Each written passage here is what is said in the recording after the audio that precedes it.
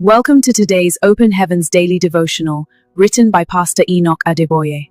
Tuesday, July 21st, 2026. Topic: Keys to Freedom, Part 2. Memory verse, Deuteronomy 30, verse 15. See, I have set thee this day life and good, and death and evil. Yesterday, I mentioned that admitting there is a burden and recognizing the need for God's help to remove it is the first step that people who are under the yoke of Satan must take to become free from his bondage. Today, I will discuss the best step that such people must take to gain their freedom.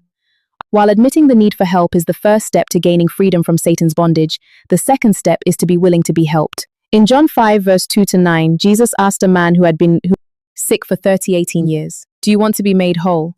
Ordinarily, one would think that there is no need to ask a man who had suffered for so long if he wanted to be made whole. However, Jesus asked him the question because he knew that not everyone wants to be helped. Some people love their burdens and do not want to be set free from them. Today's Bible reading tells us that when slaves love their chains, their owners should pierce their ears and brand them as slaves for life. No matter how long a slave has been in slavery, the day such a fellow decides that he or she wants to be free marks the beginning of his or her journey to freedom. For example, the day the woman with the issue of blood in Matthew 9, verse 20-22, sought Jesus for her deliverance was the day her bondage of 12 years disappeared. The Almighty God can deliver anyone who is under the devil's yoke, even a lawful captive. However, he or she must be willing to be delivered.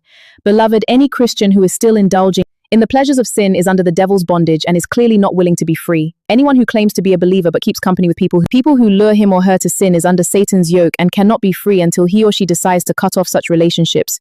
It is not enough for a person to just declare that he or she wants to be free. The person's actions must show a willingness to be free. Such a person must live a holy life and must be committed to praying, studying the Bible regularly. God will fight for such a person and give him or her total freedom.